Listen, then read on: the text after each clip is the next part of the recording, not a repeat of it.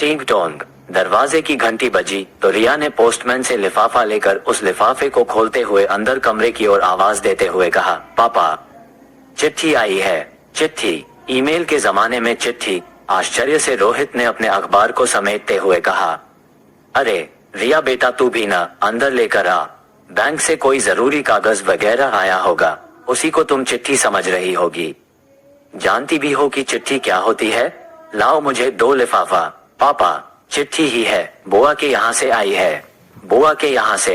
मतलब सीमा की चिट्ठी? ओह, मैं तो भूल ही गया, रक्षाबंधन आने वाला है, इसीलिए मेरे लिए तेरी बुआ की राखी आई होगी। रोहित ने उत्सुकता से बहन की राखी लिफाफे से निकाली तो राखी और रोली के साथ एक तह किया हुआ कागज भी निकल पड़ा। रोहित ने उस कागज की तह खोलते हुए कहा, ये तो सच्ची में चिट्ठी है, मेरी बहन की चिट्ठी। कभी चिट्ठियां जीवन का सबसे जरूरी साहित्य हुआ करती थी, जो व्यक्ति के मन को हूबहू अपने दर्पण में उतार देती थी। बिल्कुल वैसी ही एक चिट्ठी वर्षों बाद रोहित के घर आई थी, जिसे पढ़ते हुए रोहित की आंखें आंसू से और मन खुशी से भरा जा रहा था। दरअसल चिट्ठियां होती ही इतनी भावुक हैं, और फिर ये तो एक बहन की चिट्ठी थी, जिस पर लिखा था, प्रिय भाई, हर बार राखी पर तुम्हारे पास आती हूँ, जो नहीं आ पाती तो लिफाफे में राखी रखकर ही भेज देती हूँ, लेकिन अब की राखी के साथ एक लंबी चिट्ठी भेजने का भी मन हुआ। मुझे लगता है चिट्ठियां भावों को समेटने की सबसे बड़ी ताकत रखती हैं। अब तुमसे मिलकर कभी भी पूरी बातें नहीं कर पाती, आज संवादों के कितने सारे और कितने सरल माध्यम हो गए, पर फिर भी कहाँ साफ कोई से मन की बात हो पाती है। इसीलिए आज तुमसे चिट्ठी के जरिए ढेरों बातें कर रही हूँ।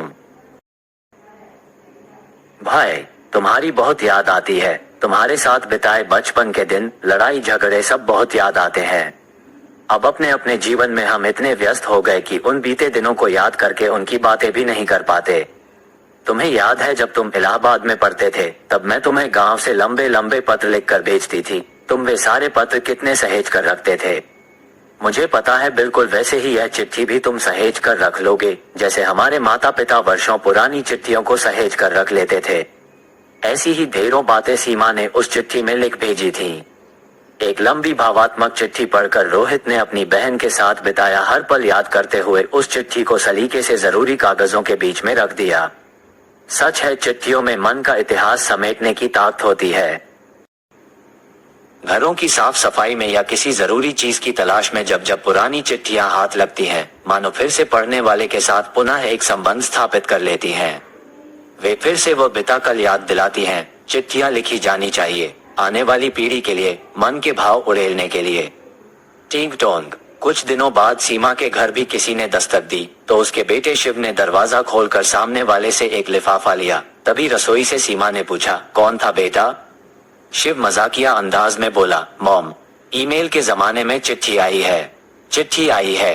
किसकी चिट्ठी आई है? सीमा ने पूछा, तो शिव ने उसके हाथों में एक भावना से भरा कागज पकड़ाते हुए कहा, मामा की चिट्ठी आई है।